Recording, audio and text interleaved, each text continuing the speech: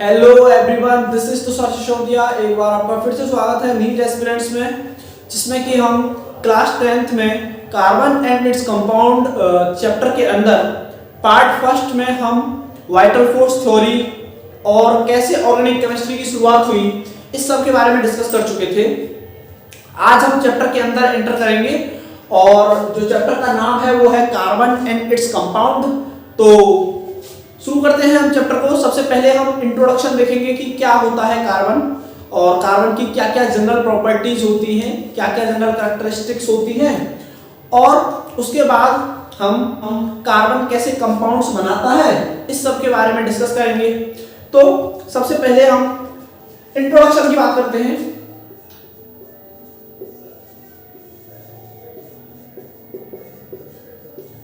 Introduction में mainly carbon की बात होगी, क्योंकि हम ऑर्गेनिक केमिस्ट्री पढ़ रहे हैं और ऑर्गेनिक केमिस्ट्री को कार्बन केमिस्ट्री भी कहा जाता है।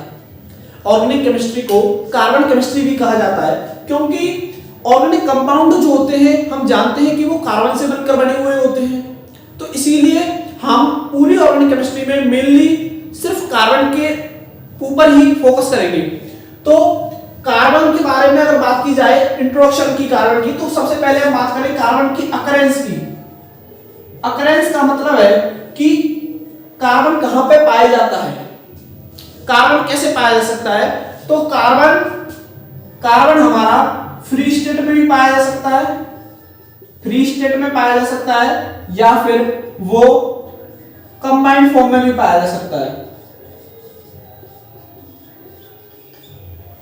जो हमारा कार्बन है वो फ्री स्टेट में भी पाया जा सकता है या फिर कंबाइंड फॉर्म में भी पाया जा सकता है।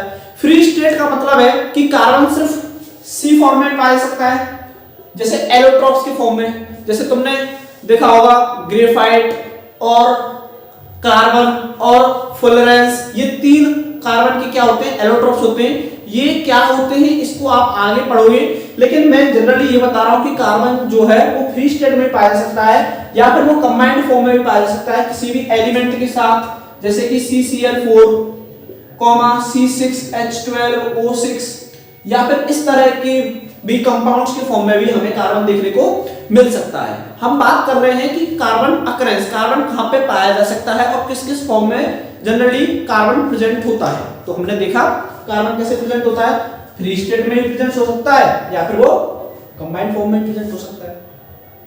ठीक है, इसके बाद अगर हम बात करें तो कार्बन जो होता है वो प्लांट्स में, एनिमल्स में की बॉडी, प्लांट एनिमल्स की जो बॉडी होती है वो मेनली कार्बन से ही मिलकर बनी हुई होती है। अगर एनिमल बॉडी की बात की जाए, हमारी बॉडी की बात की जाए, तो ऑक्सीजन के बाद अगर कोई दूसरा एलिमेंट जो हमें बना रहा है वो सबसे ज्यादा हमारी बॉडी में पाए जाने वाला एलिमेंट कार्बन ही है। ठीक है, ऐसे ही प्लांट्स की बॉडी में भी कार्बन से ही ज्यादातर पूरा जो स्ट्रक्चर है वो मिलकर बना हुआ होता है। इसके अलावा ये फ्यूल की तरह भी पाया जाता है। फ्यूल का मतलब है C6H12O6, ये ग्लूकोज का फॉर्मूला होता है और जो कि हमें एनर्जी देता है। तो इसमें भी हमें मेनली कार्बन देखने को मिलता है। इसके अलावा हम बात करें तो अर्थ की क्रस्ट में भी जो कार्बन होता है वो 0.02% प्रेजेंट है, वो मिनरल्स की फॉर्म में होता है।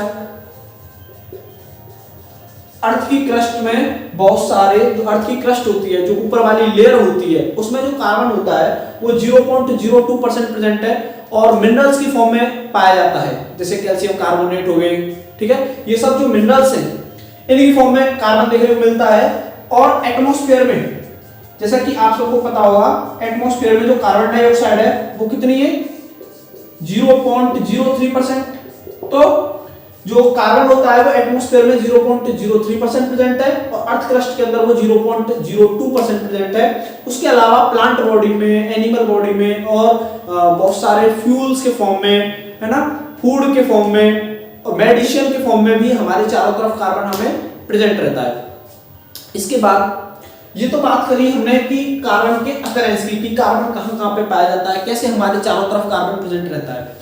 अब हम बात करेंगे कि कार्बन इतने फॉर्म में प्रेजेंट होता है। तो अकेला तो ये फ्री स्टेट में बताया और ये कंबाइंड फॉर्म में बताया।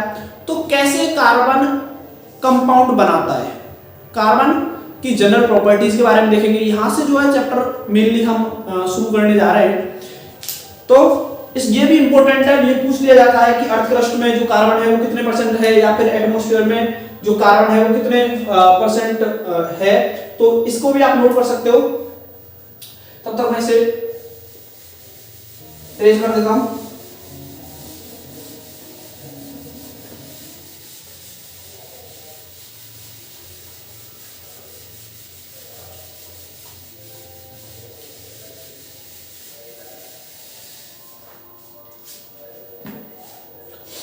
इसके अलावा अब हम बात करेंगे सबसे पहले कार्बन की।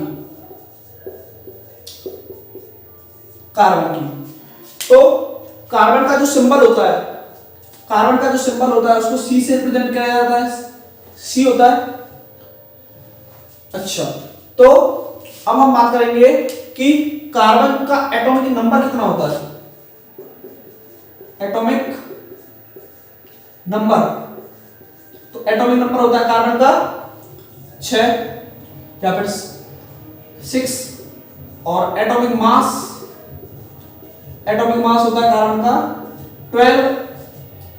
कार्बन की हम ईसी की बात करें, इलेक्ट्रॉनिक कॉन्फ़िगरेशन की, अगर हम कार्बन की ईसी करें तो ईसी किसकी करते हैं, एटॉमिक नंबर की ईसी करते हैं, मतलब 6 इलेक्ट्रॉन इसके अंदर प्रेजेंट है। तो इसकी अगर ईसी करेंगे तो 2,4, ठीक है, 2,4। अगर मैं कार्बन का न्यूक्लियस बनाऊं तो उसके अंदर पहली सब सेल होगी, उसमें कितने इलेक्ट्रॉन होंगे, 2, और उसकी जो दूसरी सेल होगी उसमें कितने इलेक्ट्रॉन होंगे, 4। तो ऐसे ये कार्बन के एक एटम बना दिया जिसमें पहली सेल में 2 इलेक्ट्रॉन, और ये कौन सी सेल है, ये के सेल है और ये एल है। तो के में 2 और एल में 4, ठीक है। तो atomic number 6, atomic mass 12, EC 2,4। अच्छा, बैलेंस कितनी होती है कार्बन की, बैलेंस कितनी होती है, तो कार्बन की बैलेंसी जो होगी वो कितनी होगी, 4 होगी। क्यों होगी, बैलेंसी क्या होता है, आउटर मोस्ट सेल में कितने इलेक्ट्रॉन प्रेजेंट है वो किसी भी एलिमेंट की बैलेंसी कहलाती है। तो इसमें अगर ईसी में देखें तो 2,4, 4 इलेक्ट्रॉन इसकी लास्ट सबसेल में प्रेजेंट है, 1 2 3 4। तो इसकी सबसेल में कितने इलेक्ट्रॉन प्रेजेंट है, 4। तो इसकी बैलेंसी कितनी होगी, 4। और 4 बैलेंसी होने के कारण, 4 बैलेंसी होने के कारण कार्बन को टेट्रावैलेंट एटम भी कहा जाता है। टेट्रा मतलब 4, वैलेंट मतलब बैलेंसी, जिसकी बैलेंसी कितनी होती है, 4 होती है, इसीलिए इसे टेट्रावैलेंट एटम भी कहा जाता है। ओके, ठीक है। अच्छा, हम मेनली एनसीईआरटी को कवर करते हुए चलेंगे। तो हम टॉपिक्स पहले एनसीईआरटी को उठाएंगे, उसके बारे में डिस्कस करेंगे। तो इस वीडियो को देखने के बाद आप एक बार एनसीईआरटी जरूर पढ़ें, उससे आपको क्रिस्टल क्लियर हो जाएगा। अच्छा, कार्बन के बारे में हमने जनरली बातें कर ली। अब हम बात करते हैं कि कार्बन के जो कंपाउंड होते हैं, कार्बन के जो कंपाउंड्स होते हैं वो कैसे फॉर्म होते हैं, ठीक है। तो जैसा कि आपको पता है कि इसकी ईसी कितनी है, 2,4। तो इसका मतलब इसकी बैलेंस सेल में कितने इलेक्ट्रॉन है, 4। और ऑक्टेट रूल कहता है कि किसी भी एलिमेंट को अपनी इलेक्ट्रॉनिक कॉन्फ़िगरेशन पूरी करने के लिए 8 इलेक्ट्रॉन उसकी सबसेल में होने चाहिए, 8 इलेक्ट्रॉन उसकी लास्ट सबसेल में होने चाहिए। यहां पे कितने हैं, 4। यहां पे कितने हैं, 4। 8 इलेक्ट्रॉन क्यों चाहिए, क्योंकि हर एलिमेंट चाहता है कि उसकी जो ईसी है वो नोबल गैस जैसी हो जाए, नोबल गैस जैसी उसकी इलेक्ट्रॉनिक कॉन्फ़िगरेशन हो जाए। अगर मैं कार्बन की बात करूं, किसकी बात करूं, कार्बन की, तो कार्बन के पास कौन कौन सी नोबल गैस है, कार्बन के पास एक तो हीलियम नोबल गैस है और एक नियोन है। हीलियम का एटॉमिक नंबर है 2 और नियोन का है 10। तो कार्बन चाहता है कि या तो मेरी इलेक्ट्रॉनिक कॉन्फ़िगरेशन हीलियम जैसी हो जाए या फिर नियोन जैसी हो जाए। अब नियोन हीलियम के पास कितने इलेक्ट्रॉन है? 2, और नियोन के पास 10।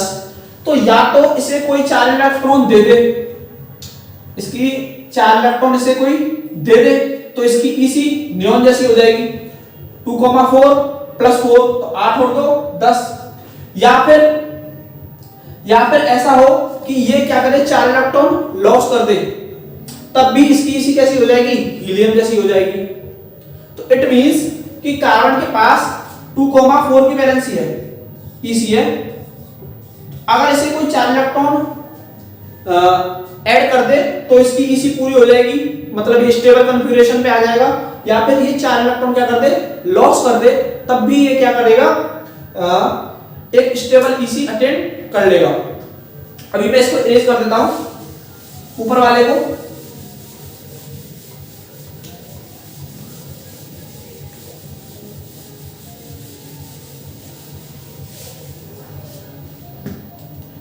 सिर्फ हम इसकी ईसी की बात करते हैं। इसी कितनी इसकी 2,4। तो जैसा कि हमें पता है कि इसके या तो 4 इलेक्ट्रॉन या तो इसको मिल जाए और या फिर 4 इलेक्ट्रॉन को ये लॉस कर दे, लेकिन ये अपने में से 4 इलेक्ट्रॉन नहीं निकाल सकता। ये जो कार्बन है, ये कार्बन अपने में से 4 इलेक्ट्रॉन नहीं निकाल सकता, या इसका मतलब कार्बन 4 इलेक्ट्रॉन जब निकाल देगा तो C4 पॉजिटिव नहीं बना सकता। क्यों नहीं बना सकता? क्योंकि अपने में से इलेक्ट्रॉन निकालने के लिए एनर्जी की जरूरत होती है। अगर कोई भी एलिमेंट एटम अपने एटम में से एक इलेक्ट्रॉन निकाल रहा है तो उसके लिए एक एनर्जी की जरूरत होती है। उस एनर्जी को आयनाइजेशन एनर्जी कहा जाता है। और 4 इलेक्ट्रॉन निकालने के लिए इसे बहुत ज्यादा हाई अमाउंट ऑफ एनर्जी की जरूरत पड़ेगी, हाई अमाउंट ऑफ एनर्जी। और इतने से छोटे एटम पे इतनी एनर्जी नहीं होती। एक 6 तो इलेक्ट्रॉन है इसके पास, एक छोटा सा एटम होता है कार्बन, और इसके पास इतनी एनर्जी नहीं है कि ये 4 इलेक्ट्रॉन अपने में से लॉस कर दे, है ना, और या फिर C4 पॉजिटिव बना दे।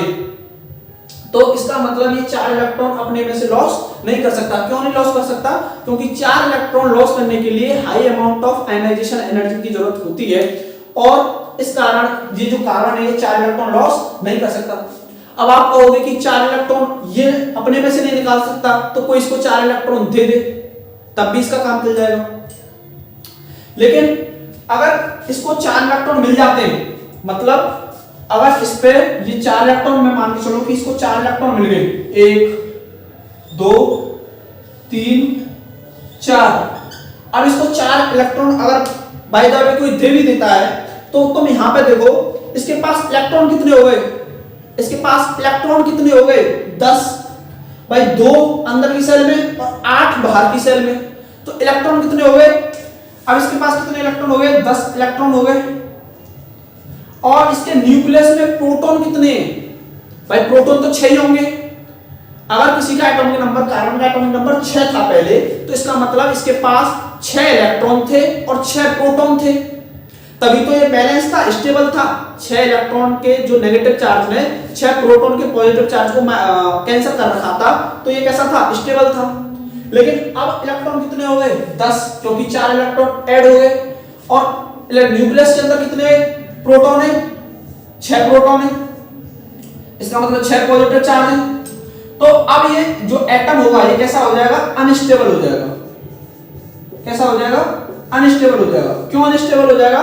क्योंकि इसके जो न्यूक्लियस के अंदर कितना पॉजिटिव चार्ज है, 6 पॉजिटिव चार्ज है, लेकिन इसके बाहर इलेक्ट्रॉन कितने हैं, 10 इलेक्ट्रॉन है। तो इसलिए ना तो ये 4 इलेक्ट्रॉन गेन कर सकता है और ना ही 4 इलेक्ट्रॉन लॉस कर सकता है। 4 इलेक्ट्रॉन लॉस क्यों नहीं कर सकता? क्योंकि हाई अमाउंट ऑफ एनर्जी की जरूरत पड़ती है 4 इलेक्ट्रॉन लॉस करने के लिए। और ना ही ये इलेक्ट्रॉन क्या कर सकता है, गेन कर सकता है, क्योंकि गेन करने के बाद ये जो एटम होगा कार्बन का, वो कैसा हो जाएगा, अनस्टेबल हो जाएगा। इस अनस्टेबिलिटी की वजह से ना तो इलेक्ट्रॉन 4 गेन कर सकता है और ना ही 4 इलेक्ट्रॉन लॉस कर सकता है। फिर कैसे इलेक्ट्रॉन का काम चलेगा? तो इसके लिए ये जो कार्बन होता है ये क्या करता है, शेयरिंग ऑफ इलेक्ट्रॉन। क्या करता है, इलेक्ट्रॉन की शेयरिंग करता है, इलेक्ट्रॉन्स की शेयरिंग करता है। इसको मैं एड कर रहा हूं, इलेक्ट्रॉन्स की क्या करता है, शेयरिंग करता है। शेयरिंग का मतलब है जो तेरा है वो मेरा है, जो तेरा है वो मेरा है। जैसे कार्बन क्या करता है, इलेक्ट्रॉन की शेयरिंग करता है। जैसे कि फॉर एग्जांपल एक कंपाउंड है CCl4। अब इसमें कार्बन की अगर हम बात करें तो कार्बन का एटॉमिक नंबर है 6, कार्बन का एटॉमिक नंबर है 6, तो 2,4 इसकी ईसी 2,4 हो गई ना इसी, क्योंकि इसका एटॉमिक नंबर कितना है 6। क्लोरीन की अगर हम बात करें तो क्लोरीन का एटॉमिक नंबर होता है 17। और इसकी अगर हम ईसी की बात करें तो 2, दूसरी सबसेल में 8 आ सकते हैं मैक्सिमम, तीसरी में कितने बचे 7, 8 और 2 10 और 7 17। तो इसका मतलब कार्बन के पास 4 इलेक्ट्रॉन है।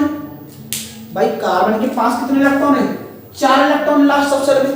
तो या तो इसे कोई 4 इलेक्ट्रॉन दे दे या फिर ये लॉस कर दे। मतलब इसे 4 इलेक्ट्रॉन चाहिए ना अपना ऑक्टेट पूरा करने के लिए, 8 इलेक्ट्रॉन अपनी लास्ट सबसेल में पूरा करने के लिए 4 इलेक्ट्रॉन चाहिए। और क्लोरीन के पास कितने इलेक्ट्रॉन है 7, इसको कितना इलेक्ट्रॉन चाहिए 1 इलेक्ट्रॉन चाहिए। ठीक है, तो ये क्या होता है इसमें, अब इसके पास कितने इलेक्ट्रॉन है, कार्बन के पास 4 इलेक्ट्रॉन अपने पास है ना, तो ये मैंने 4 इलेक्ट्रॉन ऐसे दिखा दिए। ठीक है, और क्लोरीन, अगर क्लोरीन हम बनाए 4 तो ये 4 क्लोरीन होंगी। और क्लोरीन के पास, हर क्लोरीन के पास 7 इलेक्ट्रॉन होंगे, 1 2 3 4 5 6 और 7, 1 2 3 4 5 6 7, 1 2 3 4 5 6 7, 1 2 3 4 5 6 7।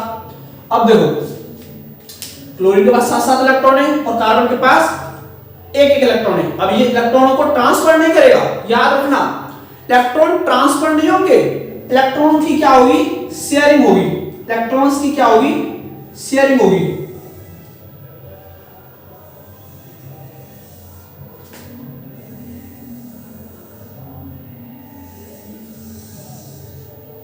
देखो ये जो कार्बन है ये क्या करेंगे इलेक्ट्रॉन्स की शेयरिंग करेंगे। मतलब ये वाला जो इलेक्ट्रॉन है इसके बीच में क्या होगा बॉन्ड फॉर्मेशन।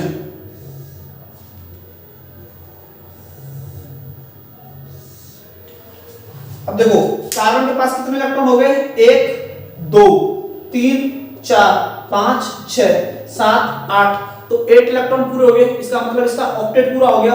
और क्लोरीन के पास, इस क्लोरीन को अगर हम उठाएं तो 7 इसके पास पहले से थे, इसने इसके साथ और शेयरिंग कर ली, इसको ट्रांसफर नहीं किया, पूरी तरीके से लिया नहीं। मतलब ये जो इलेक्ट्रॉन है ये तेरा भी है और मेरा भी है। कोवेलेंट बॉन्ड का मतलब होता है जो तेरा है वो मेरा है, जो मेरा है वो तेरा है। तो ये जो इलेक्ट्रॉन है ये इस क्लोरीन का भी है और इस कार्बन का भी है। तो इन्होंने क्या कर दी इलेक्ट्रॉन्स की शेयरिंग कर ली। तो शेयरिंग करने की वजह से जो बॉन्ड फॉर्मेशन होता है, वो जो बॉन्ड बना, ये जो बॉन्ड बना वो बना कोवेलेंट बॉन्ड। कौन सा बॉन्ड बना कोवेलेंट बॉन्ड।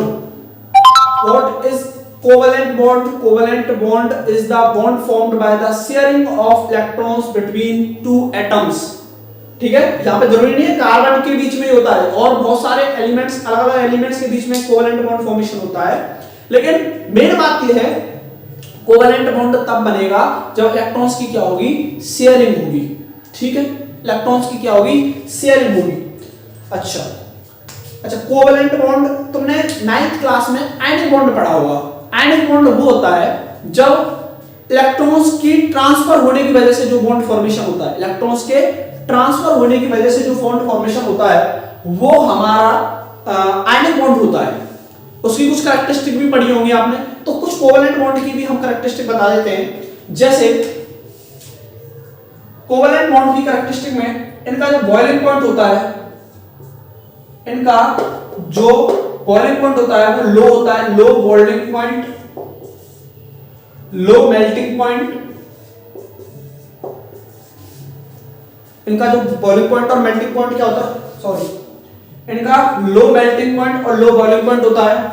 और ये कैसा होता है, ये जो बॉन्ड बना, ये बॉन्ड कैसा होता है, वीक बॉन्ड है। कोवेलेंट बॉन्ड कैसा बॉन्ड है, वीक बॉन्ड है। तो ये इनके बीच में जो फोर्स ऑफ अट्रैक्शन है, तो इसके बीच में लेस फोर्स ऑफ अट्रैक्शन होता है, less force of attraction, less force of attraction किसके बीच में, कार्बन और Cl के बीच में। और ये जो कोवैलेंट बॉन्ड होते हैं कि जो कंपाउंड्स होते हैं वो पुअर कंडक्टर ऑफ इलेक्ट्रिसिटी, मतलब इनमें से इलेक्ट्रिसिटी पास नहीं की जा सकती, ठीक है। और कोवैलेंट बॉन्ड जो होता है वो मेनली नॉन मेटल्स के बीच में बनता है, दो नॉन मेटल्स के बीच में। ये बात बहुत इंपॉर्टेंट है। Covalent bond is formed between covalent bond is formed between two non metals, दो नॉन मेटल्स के बीच में हमेशा कोवैलेंट बॉन्ड बनता है, ठीक है। ये कुछ कोवैलेंट बॉन्ड के बारे में जनरल हमने बातें की, कैसे कोवैलेंट बॉन्ड बनता है। नेक्स्ट जो क्वेश्चन बनता है वो ये है कि what are the types of covalent bond, covalent bond कितने तरह का हो सकता है। शेयरिंग से बन रहा है लेकिन कितनी तरीके से कोवैलेंट बॉन्ड बन सकता है, तो there are mainly 3 types of covalent bond. कितने तरह का बनता है, 3 तरह का कोवैलेंट बॉन्ड बनता है। एक होता है सिंगल बॉन्ड, दूसरा डबल बॉन्ड और तीसरा ट्रिपल बॉन्ड, ठीक है। Single bond, double bond, triple bond. तो इसको इरेज करते हैं, देखते हैं कैसे सिंगल बॉन्ड, डबल बॉन्ड और ट्रिपल बॉन्ड कोवैलेंट बॉन्ड में बनते हैं, ठीक है। Single covalent bond, single covalent bond, single covalent bond बनता कब है, जब एक एक इलेक्ट्रॉन की क्या हो, शेयरिंग हो। तो जो बॉन्ड बनेगा वो कौन सा बनेगा, सिंगल कोवैलेंट बॉन्ड। ध्यान से समझो, जब एक एक इलेक्ट्रॉन की क्या हो, शेयरिंग हो, तो जो बॉन्ड बनेगा वो कौन सा बनेगा, single covalent bond. For example H2 का मॉलिक्यूल, हाइड्रोजन के मॉलिक्यूल में जो बॉन्ड बनता है वो कैसा बनता है, सिंगल कोवैलेंट बॉन्ड। जैसे कि अगर मैं हाइड्रोजन की बात करूं तो हाइड्रोजन का एटॉमिक नंबर कितना होता है, हाइड्रोजन का एटॉमिक नंबर कितना होता है, 1। इसकी EC करूं तो वही है, गिना चुना एक ही है ना, एक ही इलेक्ट्रॉन होगा इसके पास। तो अगर मैं हाइड्रोजन को बनाऊं तो इसके पास क्या होगा, एक ही इलेक्ट्रॉन है। इधर भी एक और ऐसे ही होंगे इनके जैसे, इनके पास भी क्या है, एक ही इलेक्ट्रॉन है। अब एक ही इलेक्ट्रॉन है, इनको जो EC पूरी करनी है, ध्यान से समझो, ऑक्टेट रूल कहता है कि 8 इलेक्ट्रॉन होने चाहिए एक्सेप्ट हीलियम, क्योंकि हीलियम क्या करता है, अपना डुप्लेट पूरा करता है, क्योंकि इसके पास 2 इलेक्ट्रॉन है, ठीक है। तो ये क्या करेंगे, हीलियम की जैसे बनना चाहेंगे, हीलियम के जैसे अपनी EC पूरी करना चाहेंगे, तो ये इसी की क्या कर देंगे, शेयरिंग कर देंगे। तो इसके बीच में जो बॉन्ड बनेगा वो H, सिंगल बॉन्ड H। तो ये जो बॉन्ड बना ये होगा, ये जो बॉन्ड बना ये होगा सिंगल कोवैलेंट बॉन्ड। ये एक सिंपल सा मैंने एग्जांपल लिया हाइड्रोजन का, ठीक है। बहुत सारे एग्जांपल हो सकते हैं। डबल बॉन्ड देखो एक बार, डबल बॉन्ड का फॉर्मेशन कैसे होता है। डबल बॉन्ड का मतलब क्या है कि अब कितने इलेक्ट्रॉन की शेयरिंग हुई, दो इलेक्ट्रॉन्स की शेयरिंग हुई।